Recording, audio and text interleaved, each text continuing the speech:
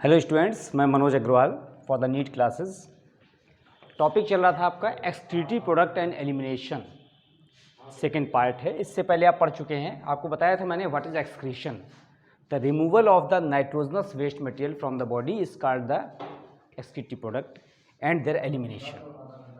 तो जो excretory product हैं वो आपको पता है किस फॉर्म में थे। They are in the form of the amino acids, ammonia, urea, uric acid, hippuric acid, ornithuric acid, arginine, as well as purine, pyrimidine, etc. etc.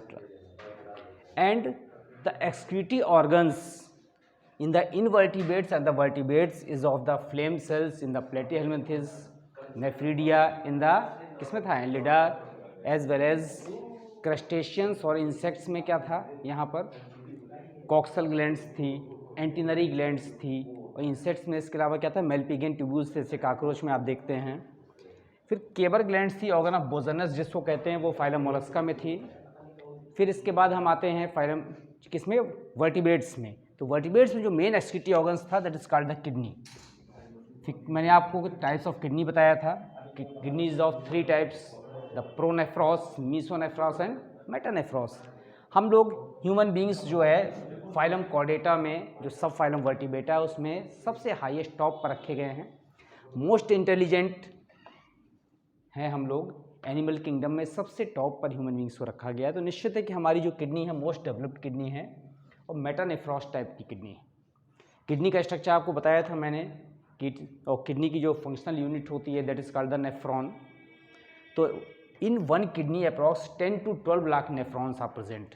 तो नेफ्रॉन्स क्या था, that is the structural and functional unit of the kidney. And the nephrons is of 2 types, the cortical as well as juxtamedullary. Approx 85% nephron of the kidney is of cortical nephron. The most part of the nephron is in the cortex part, but the loop of Henle is slightly projected, pierced into the medulla part. And in the case of the juxtamedullary nephron, approximately 15% nephron is the juxtamedullary and their long loop of Henle, इनका जो loop of Henle बहुत लंबा होता है and it pierced into the medulla part, deeper part of the medulla. दोनों में morphological difference तो थोड़ा है ही, और इसके अलावा आपका फंक्शनल डिफरेंस है। Juxtamedullary nephrons is responsible for the concentration of the urine. Urine के कंसंट्रेशन के लिए जस्टामेडुलरी नेफ्रॉन यूजफुल हैं, as well as normal ultrafiltration और यूरिन के रिलीज होने के लिए कॉर्टिकल नेफ्रॉन हैं। फिर इसके बाद हम आते हैं किडनी में, आपको कॉर्टिकल जस्टामेडुलरी नेफ्रॉन बताने के बाद कि जो हमारे यहाँ पर नेफ्रॉन था, it is a functional unit थी, कि कैसे यहाँ पर मैकेनिज्म ऑफ एक्सक्रीशन होता है। तो मैकेनिज्म ऑफ एक्सक्रीशन में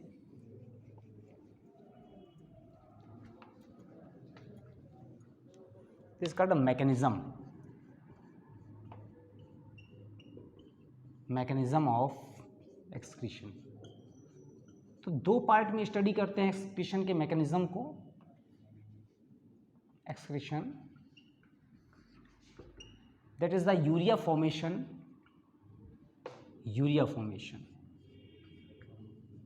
as well as the urine formation and their removal and their elimination. तो दोनों अलग अलग पार्ट हैं। First, the urea formation takes place into the liver and the urine formation and the elimination, this functions is of the kidney. Kidney का function है ये, और liver का फंक्शन क्या है, urea formation. It is the biochemical process in which the urea formation takes place with the help of the ammonia and CO2 with the presence of the urease enzyme, as well as it is only a physical process,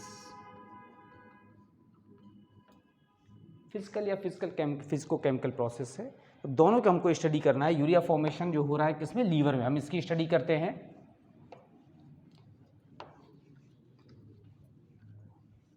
first the urea formation, urea formation. तो urea formation takes place into the liver, कहाँ होता है? Liver में होता है। And this is the cyclic reaction in which the ammonia and CO2 combines into the liver cells in the presence of the enzyme urease and make the urea plus water etc. तो आप देख रहे हैं liver cells में urease enzyme की presence में जो reaction हो रही है तो क्या बन रहा है? यूरिया बन रहा है। This is a very simple process, बहुत सिंपल प्रोसेस दिखती है, but it is not a so simple. It is a biochemical process as a completely typical process and takes place into the cyclic order. किस में हो रहा है? चक्रीय प्रक्रम में हो रहा है। वो साइक्लिक ऑर्डर जो हमको पढ़ना है, that cyclic order is discovered by the Krebs and Henseleit. Krebs Henseleit, so it is also called the Krebs-Henseleit cycle, also called the urea cycle, in which the 3 amino acids are essential, that is the arginine, ornithine as well as citrulline. These 3 amino acids are essential into the cyclic order discovered by the Krebs-Henseleit. So it is called the Krebs-Henseleit cycle, also called the urea cycle, also called the ornithine cycle, also called the arginine cycle etc. अब कैसे reaction हो रही है हम यहाँ पर देखते हैं।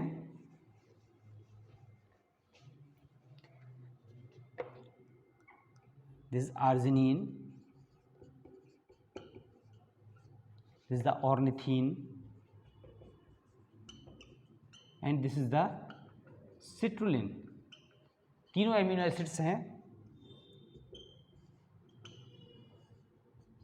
This reaction takes place into the cytosol. कहाँ हो रही है? साइटोसॉल में हो रही है। As well as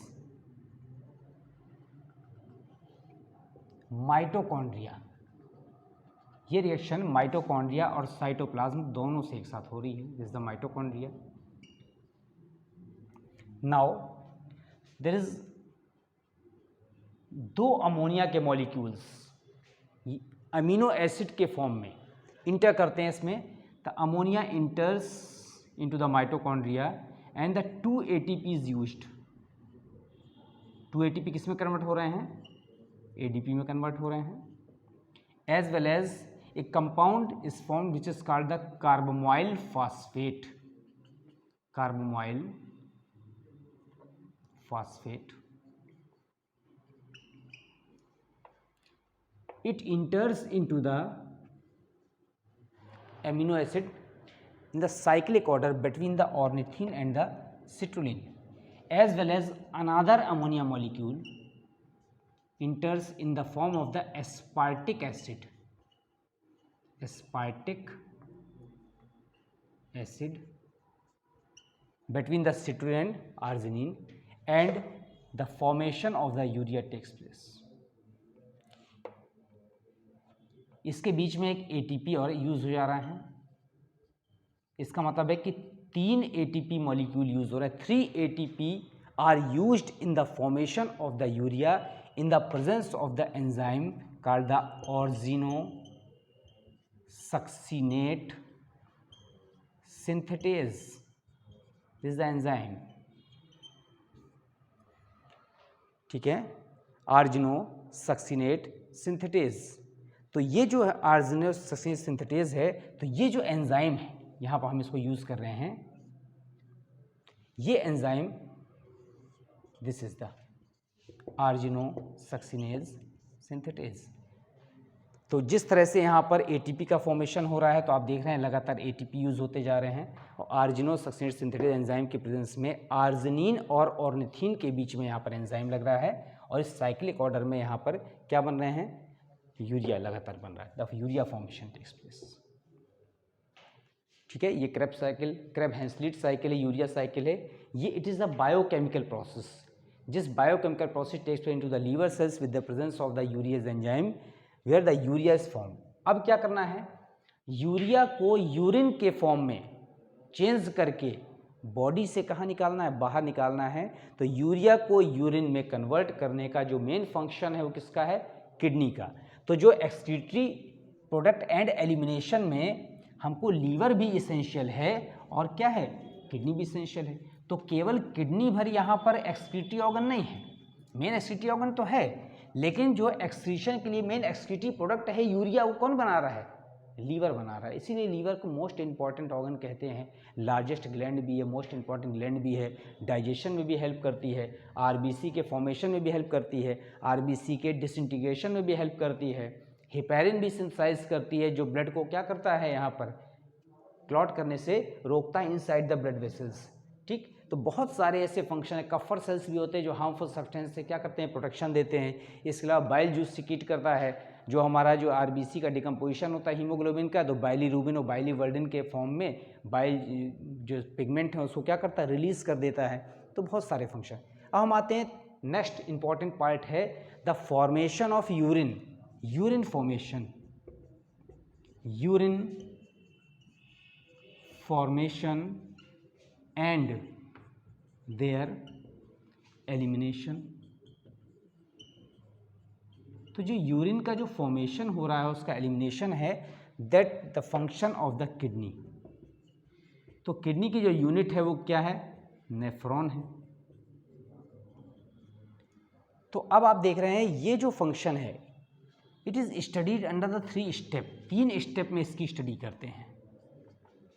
the first step is called the ultrafiltration, ultrafiltration. The next step is the selective reabsorption, as the third step is called the secretion. तो urine formation की स्टडी 3 स्टेप में करना है, ultrafiltration, selective reabsorption as well as the secretion. तो सबसे पहले हम आते हैं किसमें, अल्ट्राफिल्ट्रेशन में, कि वास्तव में फिल्ट्रेशन कैसे हो रहा है।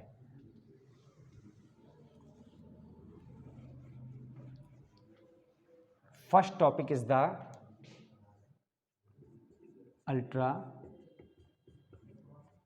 फिल्ट्रेशन। आप देख रहे हैं this is the Bowman capsule, it is the proximal convoluted tubule,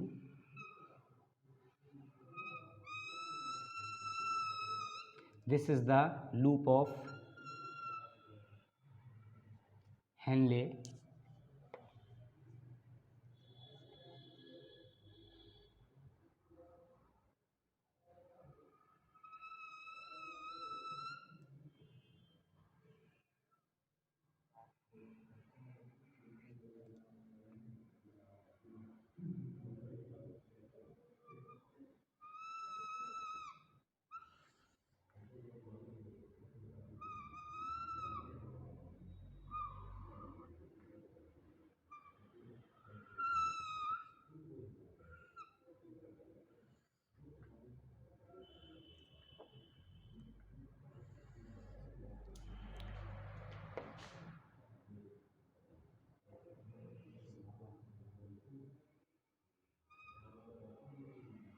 this is the Bowman capsule.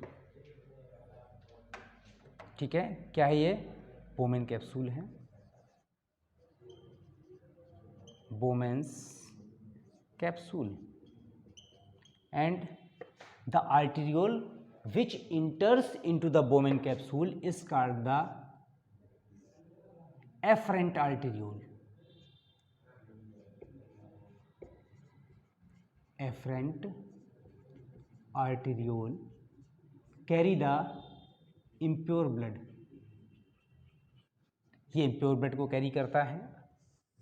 अब impure blood आ रहा है किसमें, afferent arteriole में, and the diameter of the afferent arteriole is much more, and this is the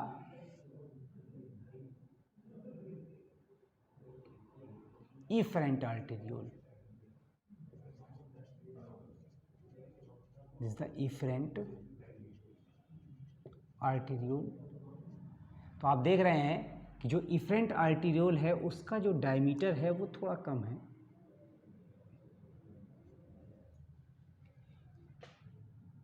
diameter is much more, much diameter, इसका diameter ज़्यादा है, इसका diameter कम है। ये प्योर ब्लड ला रही हो, ये कौन सा ब्लड ला रहा है, प्योर ब्लड ला रहा है।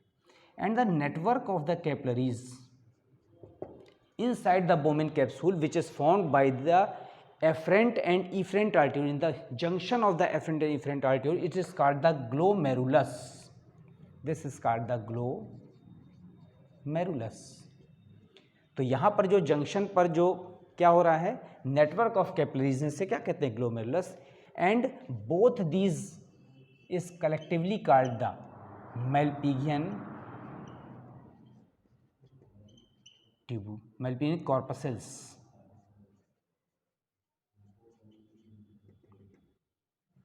इन दोनों को मिलाकर क्या कहते हैं, मेल्पिगियन कॉर्पसेल्स कहते हैं। तो अभी हमको अल्ट्रा फिल्ट्रेशन पढ़ना है, तो अल्ट्रा फिल्ट्रेशन पढ़ने में हम देख रहे हैं this is the afferent arteriole and it is the efferent arteriole. The diameter of the afferent arteriole is much more in comparison to the efferent arteriole. So here the blood flows with the 60 mmHg pressure. जो blood का जो pressure रहता है that is the 60 mmHg, as well as the pressure of the efferent arteriole is the 13 mmHg। कितना है, 13 mmHg।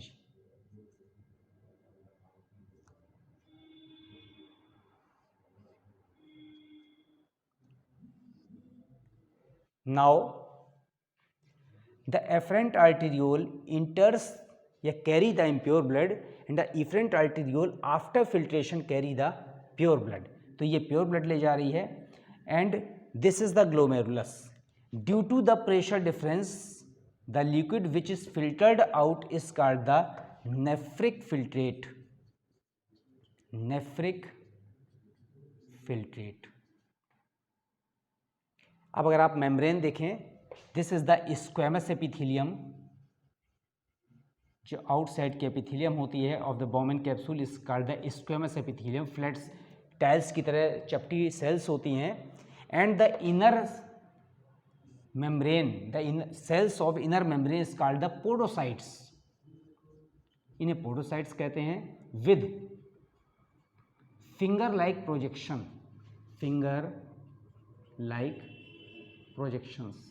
तो ये जो फिंगर लाइक प्रोजेक्शंस है पोडोसाइट के, ये ग्लोमेरुलस की ब्लड कैपिलरी से क्या करती हैं, कांटेक्ट करती हैं। अब इसके बाद हम इंटरनल स्ट्रक्चर, इसका जो हिस्टोलॉजिकल स्ट्रक्चर बाद में देखेंगे। पहले हम केवल ये पार्ट देख रहे हैं कि how the filtration takes, filtration हो कैसे रहा है। There are 3 types of pressure responsible for the filtration. तो अभी हम इस पार्ट को डिलीट कर दे रहे हैं, हम यहाँ पर हिस्टोलॉजिकल स्ट्रक्चर बाद में देखेंगे। अभी आप देखेंगे the pressure inside the blood vessel of the afferent arteriole due to the glomerular blood hydrostatic pressure GBHP, is called the glomerular blood hydrostatic pressure is the 60 mmHg। इसका जो प्रेशर है वो क्या, 60 mmHg। अब क्यों है ये pressure, this is actually the pressure due to the more diameter of the afferent arteriole which is responsible for the ultra filtration. Mainly ultra filtration के लिए एफरेंट आर्टीरियोल का अधिक डायमीटर ही रिस्पॉन्सिबल है, जिसमें 60 mmHg से लिक्विड फ्लो करता है। इसी के कारण से जो इसकी मेम्ब्रेन होती है उससे लगातार जो है क्या निकलते हैं यहाँ पर, excretive materials as well as the some useful materials as well as the water and minerals and the ions all are released out. तो glomerular blood hydrostatic pressure only due to the pressure of the blood। Hindi में कहते हैं glomerular रक्त द्रव स्थैतिक दाब। Now the second pressure is the BCOP। What is BCOP? It is the blood colloidal osmotic pressure whose value is 30 mmHg, 32 mmHg। अब क्यों BCOP का मतलब है, this is the blood colloidal osmotic pressure due to the presence of the non diffusible protein present in the blood. Blood में जो आविसरणशील protein होती है that prevents the ultra filtration and its pressure is 32 mmHg. It is called the BCOP, blood colloidal osmotic pressure।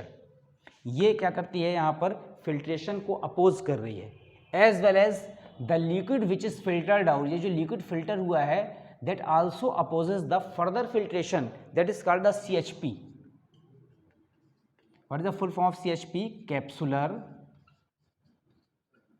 Hydrostatic pressure.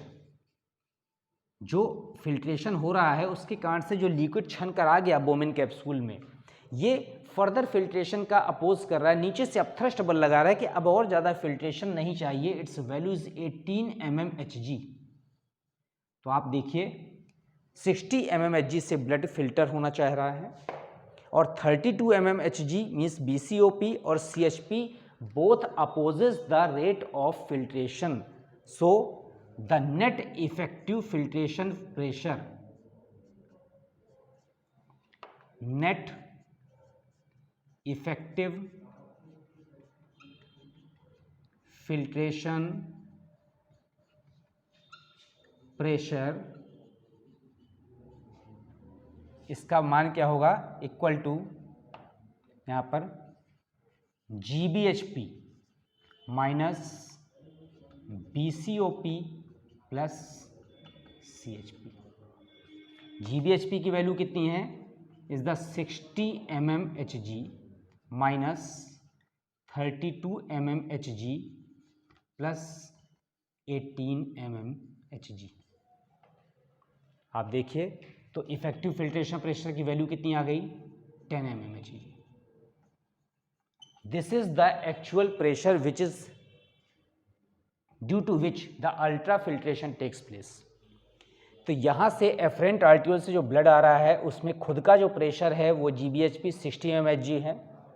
अब blood में जो non colloidal non diffusible protein है उसके कारण से ब्लड का जो ऑस्मोटिक प्रेशर है वो अपोज कर रहा है अल्ट्रा फिल्ट्रेशन का, उसका वैल्यू कितनी है, 32 mmHg है। और ये कैप्सूल हाइड्रोस्टैटिक प्रेशर, जो कैप्सूल में जो लिक्विड फिल्टर हो गया वो वापस अब थ्रस्ट बल लगा रहा है, वो 18 mmHg। तो इससे फिल्टर होना चाहता है और ये दोनों इसको अपोज करते हैं। तो total effective filtration pressure is the value is 10 mmHg। केवल इतने प्रेशर से ब्लड क्या हो रहा है, फिल्टर हो रहा है। अब जो फिल्टर होने के बाद जो लिक्विड यहाँ आ गया that is called the nephric filtrate. तो पहला स्टेप जो है अल्ट्रा फिल्ट्रेशन वो आपने पढ़ लिया। अल्ट्रा फिल्ट्रेशन में सबसे बाहर स्क्वेमस सेल्स होती हैं और जो इनर वॉल पर पोडोसाइट्स होती हैं, पोडोसाइट्स भी अल्ट्रा फिल्ट्रेशन में क्या करती हैं, ग्लोमेरुलस से लिक्विड लेने में हेल्प करती हैं। अब रीनल ब्लड फ्लो क्या होता है, हमारी एक किडनी में renal blood flow in both kidney पर मिनट। हमारी दोनों किडनी में जो ब्लड का जो सर्कुलेशन है वो ब्लड फ्लो होता है, एक मिनट में होता है 1.25 लीटर। ठीक है, कितना, 1.25 लीटर। और जो यहाँ पर जो फिल्ट्रेशन रेट है, rate of ultra filtration, rate of ultra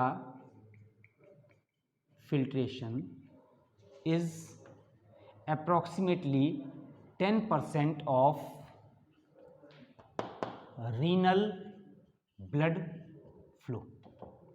renal blood flow जितना किडनी में, दोनों किडनी में ब्लड का सर्कुलेशन है, ब्लड फ्लो कर रहा है, उसका केवल 10% फिल्ट्रेशन होता है। इसका मतलब है जो रेट ऑफ फिल्ट्रेशन हो जाएगा यहाँ पर, rate of ultra filtration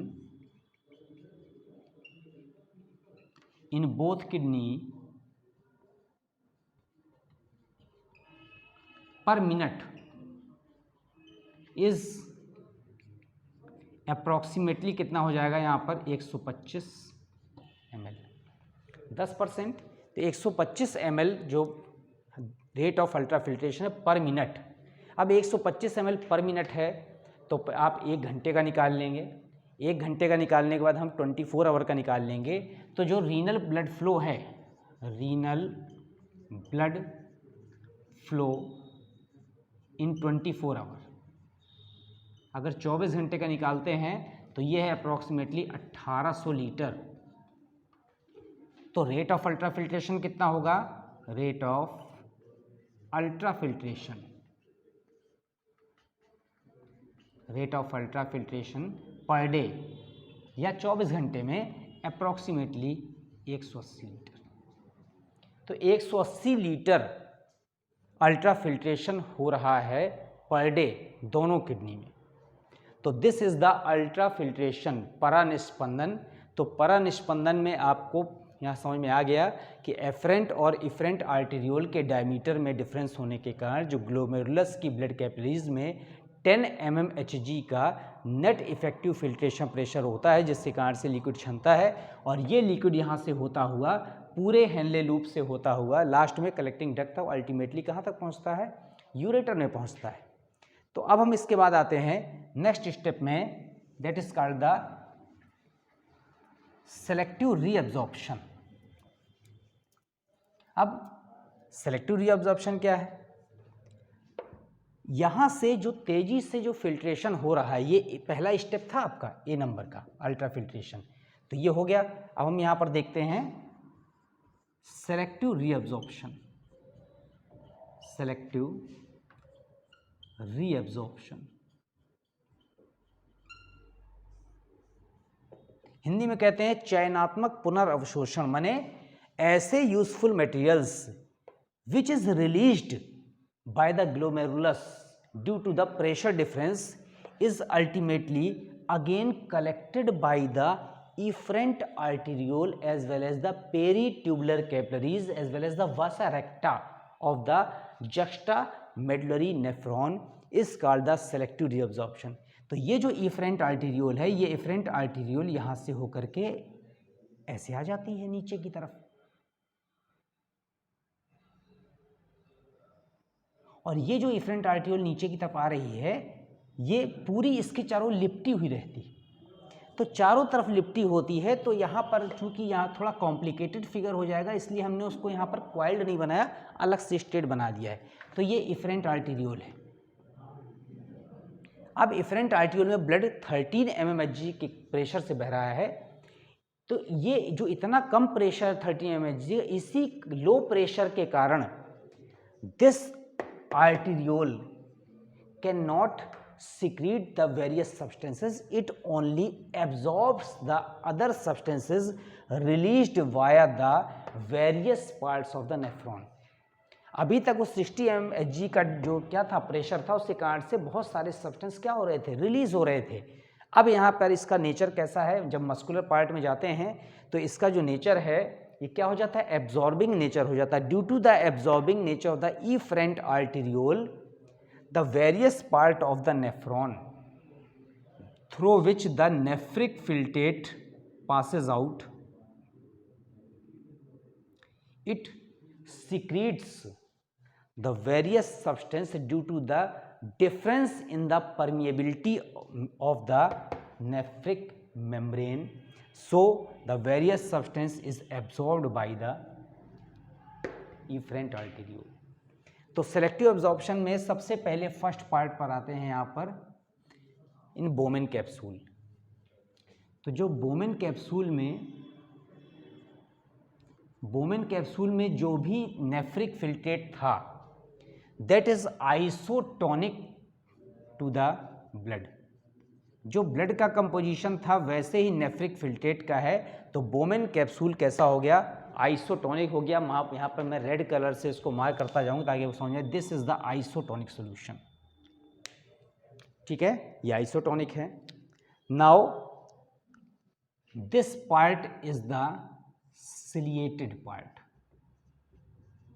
ciliated membrane. यहाँ की जो मेम्ब्रेन होती है वो कैसी होती है, सिलिएटेड होती है। And due to the presence of the cilia the liquid continuously released into the proximal convoluted tubule. This is the proximal convoluted tubule. मैं डिटेल में नाम नहीं लिख रहा हूँ, आपको पता है। Now the liquid enters via this part. इस पार्ट से जब लिक्विड नीचे आता है तो ये जो पार्ट से लिक्विड नीचे आ रहा है यहाँ पर, तो इसकी जो मेम्ब्रेन है, यहाँ जो मेम्ब्रेन है that is membrane is the cuboidal cells. कैसी है, cuboidal with microvilli. Proximal convoluted tubule की जो मेम्ब्रेन थी that is made up of the cuboidal cells with the microvilli. ठीक है, अब the liquid enters via the proximal convoluted tubule. Second part में आते तो यहाँ पर जो हमारा फिल्ट्रेट था वो इन बोमेन कैप्सूल में वो कैसा था, आइसोटोनिक था, आइसोटोनिक। अब सेकेंड पार्ट में आते हैं, in proximal convoluted tubule the membrane of the proximal convoluted tubule is permeable for the various substances as well as the glucose, water, ions as well as other substances। तो हर चीज के लिए permeable है। so the nephric filtrate again becomes isotonic। लगातार हर चीज़ बाहर निकल रही है, ग्लूकोज भी बाहर आ रहा है, वाटर भी आ रहा है, Na+ भी आ रहा है, Cl- भी आ रहा है, NaCl भी आ रहे हैं। इट मीन्स साल्ट भी आ रहा है, आयंस भी आ रहे हैं, ग्लूकोज भी आ रहे हैं। Due to the released out of the glucose means solute, water, ions as well as a salt, the nephric filtrate again become isotonic. तो इस पार्ट में भी जो हमारा नेफ्रिक फिल्ट्रेट है वो कैसा है, आइसोटोनिक है। Now we come into the descending loop of the Henle। this is the descending loop। तो आप देख रहे हैं this is the descending and it is the ascending loop। तो जो descending loop है, in the descending loop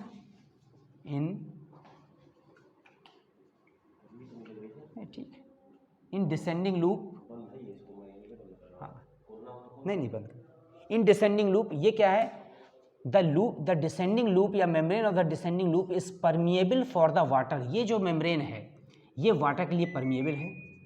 it is only permeable to the water, so due to released out of the water, अगर किसी solution से लगातार water निकलता रहेगा the solute cannot pass, so the isotonic solution converted into the hypertonic solution। किसी isotonic solution से लगातार water release हो जाएगा तो क्या हो जाएगा, कंसंट्रेट हो जाएगा। So it is called the hypertonic solution. तो आप देख रहे हैं descending loop is permeable for the water, so the nephric filtrate again become hypertonic. Now in the fourth part this is the ascending loop. तो ये कौन सा था, डिसेंडिंग लूप था, एंड ये कौन सा है, असेंडिंग लूप है। The ascending loop, the diameter of the ascending loop is varies from place to place. In proximal part it is narrow just like the descending loop, and the rest part of the ascending loop is कैसा है, thick in comparison to the proximal part। And in the ascending loop this is permeable for the NaCl। ये part किसके लिए permeable है, NaCl के लिए। तो किसी हाइपरटोनिक सॉल्यूशन से लगातार NaCl निकलेगा तो in ascending loop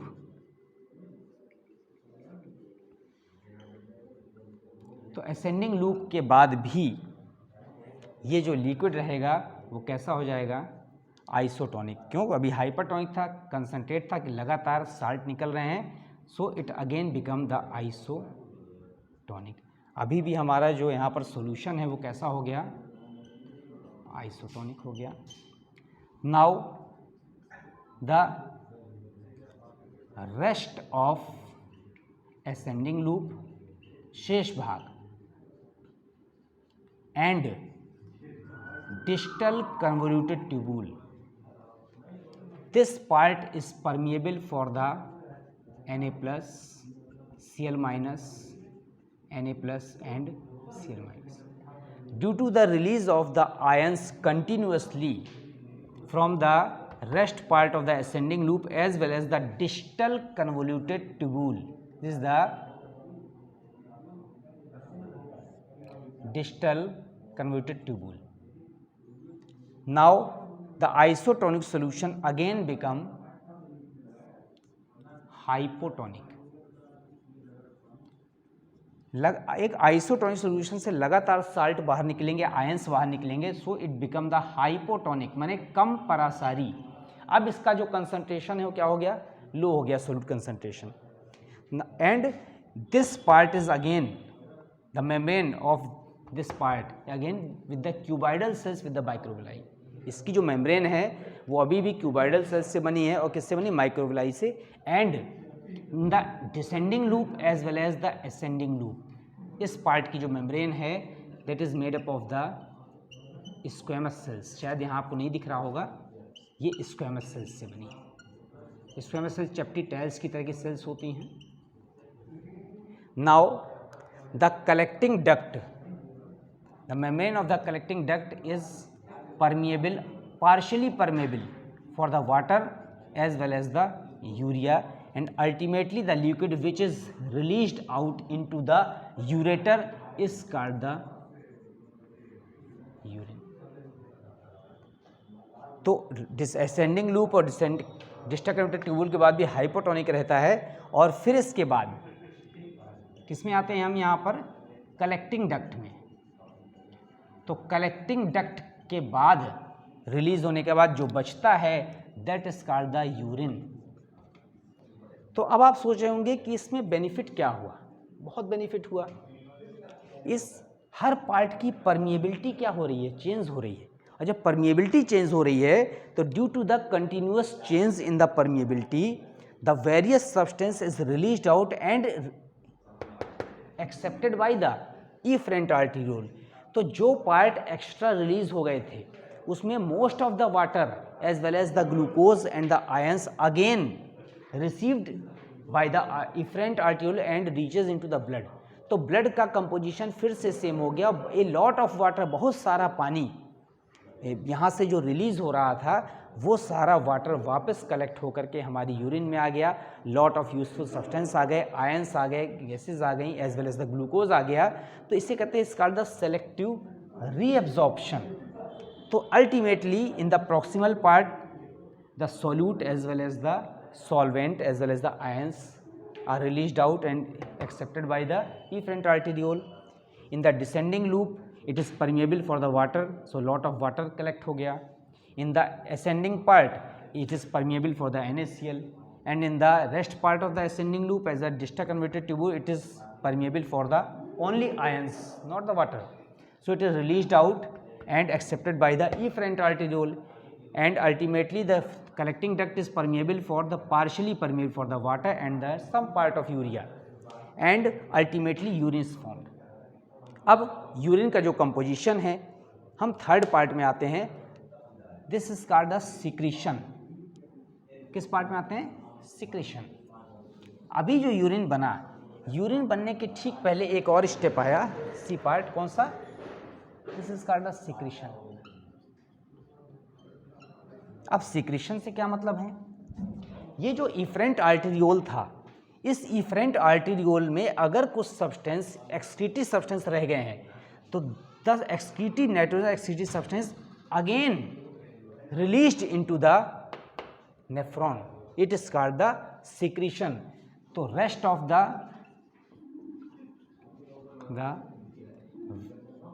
waste substances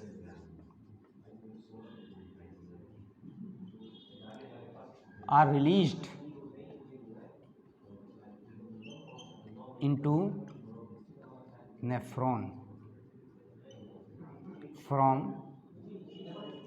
किससे निकलेगा यहाँ पर, efferent arteriole. Efferent arteriole known as secretion, और अल्टीमेटली जो बनता है वो क्या बनता है, यूरिन। तो अब यूरिन में आप देखें कि यूरिन का जो कंपोजिशन है, अगर हम यूरिन का कंपोजिशन पढ़ें कि व्हाट इज यूरिन, तो यूरिन में क्या होता है, मोस्ट ऑफ द वाटर होता है, मोर देन 93% वाटर, ठीक है, 2.6% यूरिया, 2% साल्ट, ठीक है, अनावश्यक लवणों के आयन होते, 2% आयन्स लिख सकते हैं, ions of unwanted salt, unwanted salts, ठीक है, and urochrome as well as creatinine, uric acid, etcetera etcetera. और कलर कैसा होता है यहाँ पर, pale yellow in colour, pale yellow in colour, due to urochrome. एक पिगमेंट होता है यूरोक्रोम, तो यूरोक्रोम के कारण ये पीले रंग की दिखाई देती है आपको urine, as urochrome is formed by the decomposition of the haemoglobin. जो हीमोग्लोबिन का डिकम्पोजिशन होता है, उस हीमोग्लोबिन डिकम्पोजिशन के थ्रू क्या बनता है, यूरोक्रोम बनता है। तो जब कोई डिसीज़ होती है, कोई इन्फेक्शन होता है, सपोज करिए मलेरिया हुआ, तो हमारी आरबीसी को बहुत तेज़ी से इन्फेक्ट करता है, तो जितनी ज़्यादा आरबीसी क्या होंगी यहाँ पर डैमेज होंगी, उतनी ज़्यादा हीमोग्लोबिन का डिकम्पोजिशन होगा, उतना ही ज़्यादा यूरोक्रोम क्या होगा, रिलीज होगा, उतनी यूरिन हमारी पीली हो जाएगी। As well as water content पर डिपेंड करता है, हम कितना पानी पीते हैं, या हम कोई जो है अगर इन्फेक्शन हुआ है तो हम मेडिसिन खा रहे हैं, तो जो हीमोग्लोबिन जो डिकम्पोज होता जा रहा है, पहले डिकम्पोज हुआ है वो रिलीज़ होगा, तो इसलिए यूरिन का कलर चेंज होता रहता है। अगर हम पानी ज़्यादा पीते हैं तो एक्सक्रीटिव मटेरियल्स वाटर में डिज़ोल्व होकर निकल जाता है। तो आप एक एग्जाम्पल देखिए कि अगर आपके पास एक बाल्टी पानी और ढेर सारे बर्तन हैं धुलने के लिए, तो निश्चित है कि बहुत कम पानी यूज़ करेंगे तो बर्तन ठीक से साफ़ नहीं हो। इसी तरह से हमारी बॉडी के अंदर का सिस्टम है, हम कम पानी पिएंगे तो जो इम्प्योरिटीज़ हैं वो कम वाटर में डिज़ोल्व होंगी, तो यूरिन भी हमारी कैसी हो जाएगी, कंसनट्रेट निकलेगी, डार्क येलो कलर की होगी, हमको थकान लगेगी, और बहुत सारी इम्प्योरिटीज़ बॉडी में क्या रह जाएंगी, स्टोर रह जाएंगी। ज़्यादा पानी पिएंगे तो सारी इम्प्योरिटी डिज़ोल्व होकर के कहाँ निकलती हैं, शरीर से बाहर निकलती रहेंगी, और आपकी किडनी को कम वर्क करना पड़ेगा, आसानी से सारा मटेरियल बाहर निकलता रहेगा। तो ज़्यादा पानी पीने से ये फ़ायदे होते हैं कि आपके अंदर एक्सक्रीटिव मटेरियल स्टोर नहीं होता, आप बीमार नहीं होते, आपको फ्रेशनेस महसूस होती है। This the importance of water. इसीलिए वाटर को क्या कहते हैं, that is the elixir of life, जीवन का अमृत है। तो अभी हमने आपको बताया किस तरह से यूरिन रिलीज़ हो रही है। अब हम नेक्स्ट टॉपिक पर आते हैं कि यहाँ पर जो यूरिन का डाइल्यूशन और कंसंट्रेशन कैसे होता है। क्या पढ़ते हैं, the dilution as well as the concentration. Dilution and concentration of urine. अब दो हार्मोन होते हैं, the first is called the ADH, also called the antidiuretic hormone, also called the vasopressin, released by the posterior pituitary gland, posterior pituitary, as well as again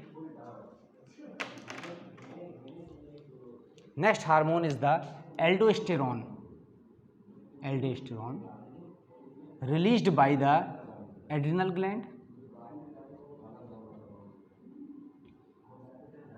ये दो hormone है, both are responsible for the dilution और concentration of the urine.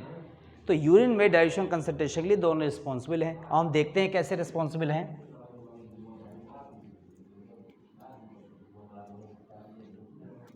In the excess of water,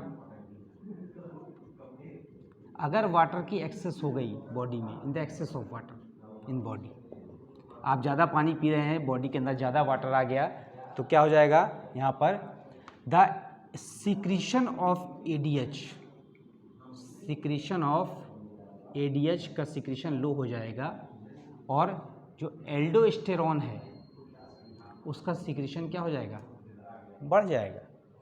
arrow नीचे की तरफ मतलब secretion down हो रहा है, इसका सिक्रीशन क्या हो रहा है। अब क्या होगा, the ADH hormone is responsible for changing the permeability of the descending loop. ये जो डिसेंडिंग लूप है ये इसकी मेम्ब्रेन की परमिएबिलिटी क्या कर देगा, चेंज कर देगा। So membrane of the descending loop of the Henle becomes impermeable for the water, water के लिए इम्परमिएबल हो जाएगी, and fully permeable for the salt as well as ions in the ascending as well as distal convoluted tubule। तो यहाँ पर impermeable हो गई तो वाटर रिलीज नहीं होगा, और इसके लिए फुल्ली परमिएबल होगी तो लॉट ऑफ आयंस क्या होंगे, बाहर निकलेंगे। तो अब क्या होगा, नेफ्रिक फिल्ट्रेट से जब वाटर नहीं क्या होगा, एक्सेप्ट होगा किसके द्वारा, इफरेंट आर्टियोल में, तो यूरिन डाइल्यूट हो जाएगी। So much dilute urine is excreted, तो यूरिन की मात्रा बढ़ जाएगी, तो lot of urine released by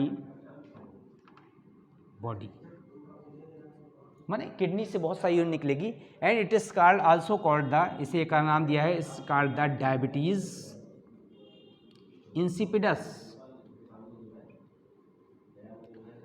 insipidus माने होता है टेस्टलेस, टेस्टलेस का मतलब है टेस्ट नहीं करना है आपको। जैसे आंसू होता है उसका एक पर्टिकुलर कंपोजिशन होता है कि निश्चित मात्रा में सॉल्यूट घुले होते हैं, उसी तरह से यूरिन में भी एक निश्चित परसेंटेज में साल्ट्स होते हैं। तो जब साल्ट की मात्रा बहुत कम हो जाएगी, वाटर की मात्रा बहुत ज़्यादा हो जाएगी, तो इस कारण डायबिटीज इंसिपिडस, यूरिन टेस्टलेस हो जाएगी, बहुत ज़्यादा डाइल्यूट हो जाएगी, और इस कंडीशन में लॉट ऑफ यूरिन रिलीज होगा। अब इस कंडीशन को कहते हैं diabetes insipidus. This is the difference between the diabetes insipidus and diabetes mellitus. तो जो डायबिटीज मेलिटस है that is actually the diabetes, and this is the insipidus called due to the secretion, low secretion of the adrenal, कौन से थे, anti diabetic hormone. ठीक है, अब हम एक्सेस ऑफ वाटर हमने पढ़ लिया, जिसमें यहाँ पर यूरिन बहुत ज़्यादा मात्रा में रिलीज हो रही है। तो अगर किसी को यूरिन बहुत ज़्यादा मात्रा में रिलीज हो, इसका मतलब एंटी डायबिटिक हार्मोन की बहुत कम सिक्रीशन है, और एल्डोस्टेरॉन का सिक्रीशन क्या है, बढ़ गया है। अब ये जो कंडीशन है, तो लॉट ऑफ यूरिन रिलीज हो जाएगी, तो आपकी बॉडी में जो ब्लड का ऑस्मोटिक प्रेशर क्या रहेगा, मेंटेन रहेगा।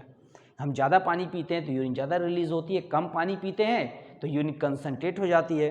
अब कैसे कंसनट्रेट हो रही है हमको वो पढ़ना है। In the deficiency of water, अगर वाटर की डेफिशिएंसी हो जा रही है तो अब क्या होगा, the secretion of the ADH increases and the aldosterone secretion decrease. अब एडीएच का सिक्रीशन क्या हो गया, बढ़ गया। एंटी डायूरेटिक हार्मोन, डायूरेटिक माने पतला करना, यूरिन को डाइल्यूट करने वाला हार्मोन कम हो गया या बढ़ गया, तो एंटी शब्द लगा है, एंटी डायूरेटिक माने जो यूरिन को डाइल्यूट ना होने दे। तो इसका सिक्रीशन जैसे ही बढ़ेगा तो क्या होगा, the membrane of the descending loop of the Henle becomes fully permeable for the water. ज़्यादा से ज़्यादा वाटर क्या हो जाएगा, निकलेगा, कहाँ आ जाएगा, इफरेंट आर्टेरियोल में।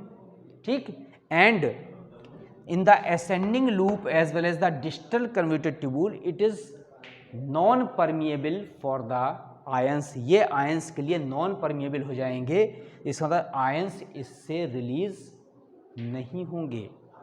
तो यहाँ पर वाटर के लिए फुल्ली परमिएबल हो गया, तो वाटर लगातार बाहर निकल आया, तो वाटर निकल आया तो यहाँ पर तो क्या हो जाएगा, यूरिन कंसंट्रेट हो गई, और साल्ट नहीं निकल पा रहे हैं, तो साल्ट निकले, तो यहाँ पर साल्ट क्या हो गए, बहुत ज़्यादा मात्रा में रिलीज हो गए, तो ऑटोमेटिक यूरिन कैसी हो जाएगी, urine become concentrate.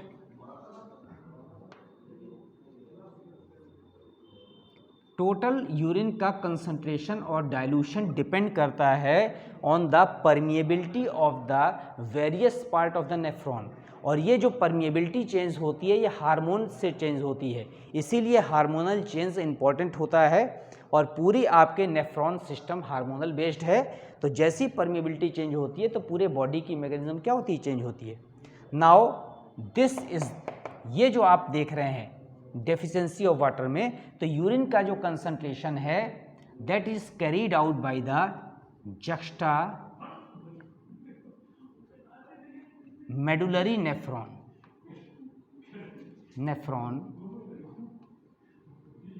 Via counter current mechanism.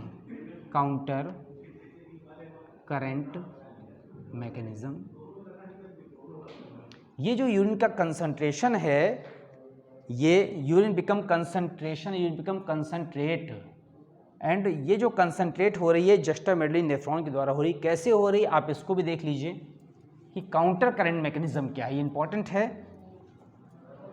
ये आपका बोमेन कैप्सूल है,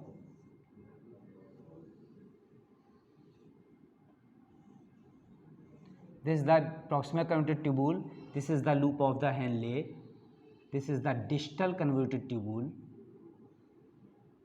रफली स्ट्रक्चर मैंने बनाया आपको समझाने के लिए।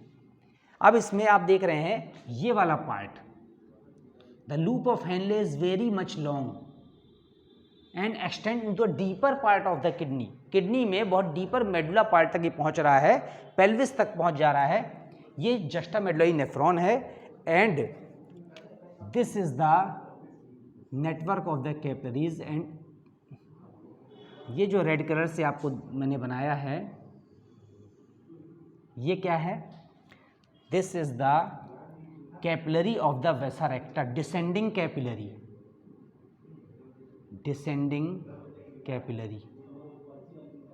ऑफ वसा रेक्टा। मैंने आपको बताया था कि जो जस्टामेडुलरी नेफ्रॉन होते हैं उसमें जो कैपिलरीज का नेटवर्क होता है is the parallel network of the capillaries in whole length of the loop of Henle, it is called the vasa recta. तो वसा रेक्टा में क्या होता है, this is the descending part. तो ये जो डिसेंडिंग ट्यूबूल है ये और आगे जाएगी,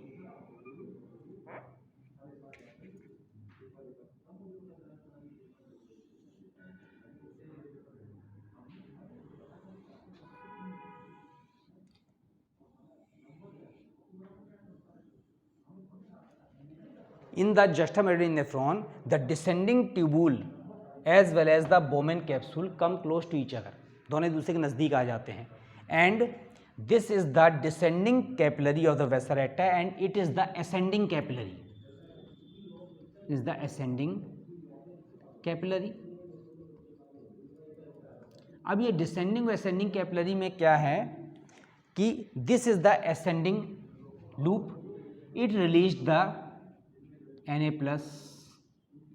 NaCl as well as Cl-। ठीक, these ions are collected by the, कहाँ कलेक्ट हो जाते हैं, descending capillary of the vasa रेक्टा। ये एक्सेप्ट कर लेती है जो यहाँ पर नेफ्रॉन के असेंडिंग पार्ट्स रिलीज हो रहे हैं, इसने एक्सेप्ट कर लिया एंड कैरी आयंस टू, कहाँ ले जाती है, टिश्यू फ्लूइड। ये टिश्यू फ्लूइड तक ले जा रही है इन मेडुला, और जब टिश्यू फ्लूइड में ले जाएगी तो यहाँ पर जो मेडुला के अंदर कौन सी कंडीशन हो जाएगी, हाइपरटोनिक, साल्ट का कंसंट्रेशन बढ़ जाएगा। And the ascending capillary it accept the water released by the descending loop. इसमें जो डिसेंडिंग लूप है यहाँ से जो वाटर रिलीज हो रहा है वो इसमें जा रहा है, और जो असेंडिंग लूप से जो आयन रिलीज हो रहे हैं वो किस में आ रहे हैं, यहाँ पर डिसेंडिंग कैपिलरी में। और ये जो डिसेंडिंग लूप है हेनले का, इससे जो वाटर रिलीज हो रहा है कहाँ जा रहा है, असेंडिंग कैपिलरी में। तो आप देखिए काउंटर करंट मैकेनिज्म क्या है, यहाँ से आइसोटोनिक सोल्यूशन नीचे आ रहा है और यह सोल्यूशन ऊपर जा रहा है। तो एक लूप की दो भुजाएं हैं, एक से लिक्विड नीचे आ रहा है, एक से लिक्विड कहाँ जा रहा है, ऊपर जा रहा है। यहाँ पर यूरिन कैसी हो रही है, यहाँ पर आइसोटोनिक से हाइपरटोनिक हो रही है और यहाँ पर हाइपरटोनिक से क्या हो रही है, हाइपोटोनिक हो रही है। This is the counter current exchange.